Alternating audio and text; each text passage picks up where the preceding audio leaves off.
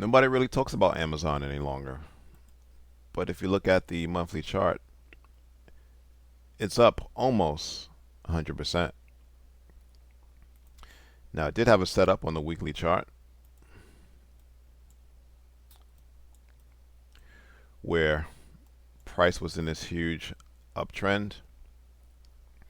I was expecting price to come down to the $124 level before moving higher, which it did.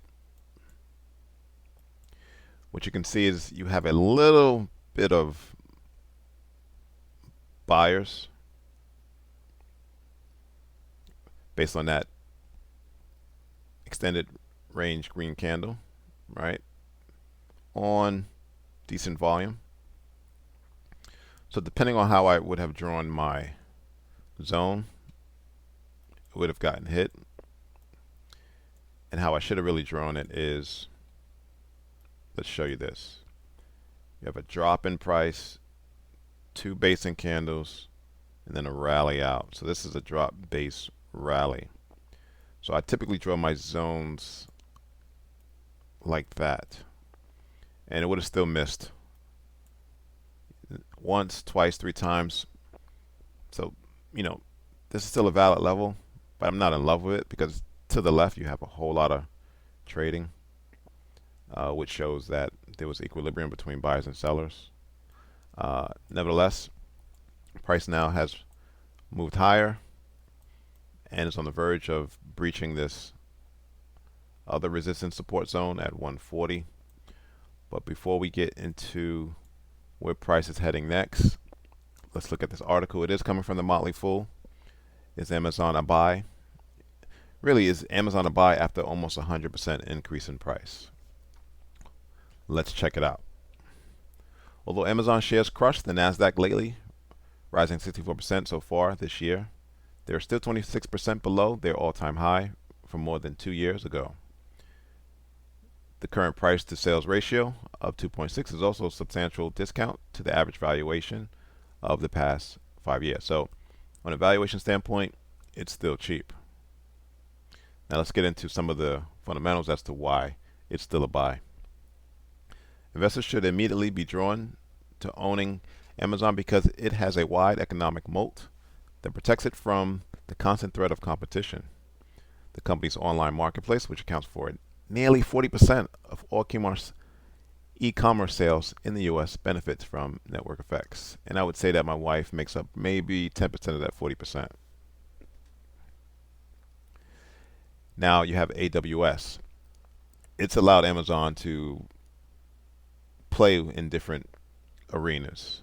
It is the profit center of Amazon. So AWS not only has the broadest array of storage, database analytics, and data management services for customers, it also has more customers and data stored than anybody else, the CEO said during her earnings call in Q2 of this year. Thanks to all this, Amazon is poised to be a leader in the field of AI. Who would have thought? Now, if the pandemic was any indication, Amazon still has lots of expansion potential. Now, we saw that during the pandemic, they built so many more warehouses. They hired over 100,000 employees, and in recent years, months, they had to lay off just to stay in tune with the economy demands.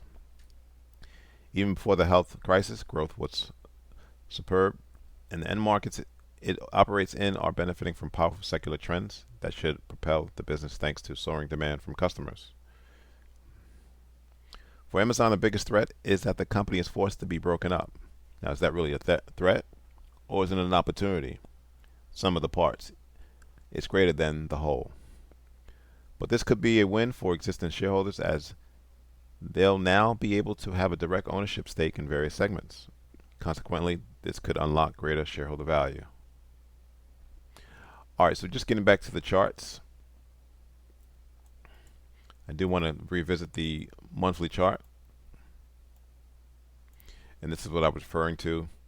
You have this band at 140, which was support, now resistance.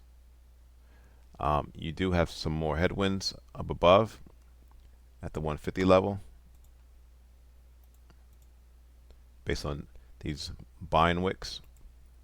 But if you look at the monthly chart, you get above 146. It's smooth sailing to 164.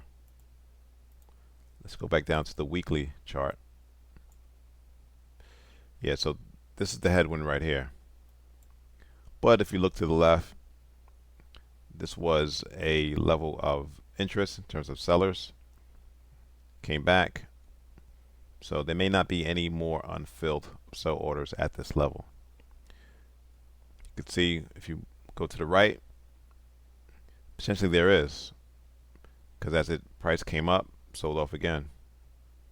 That's the 144 level. Let's go to the daily chart. Let's look at that level. So this is a pivot high that price needs to deal with. But potentially it's used up in terms of any remaining unfilled sell orders at that level. Now this was the level I said that price can get to next. There's something here. Yeah, this will be a good medium-term target. And what I mean by that is that this wick over wick, there is some type of sellers in that area.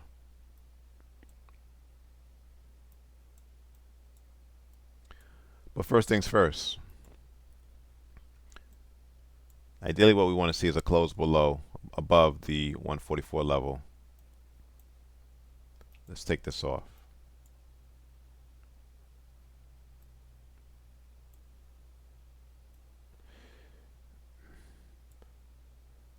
I want to see a pullback into the band, and that would be the setup to move higher. Again, the target being 150.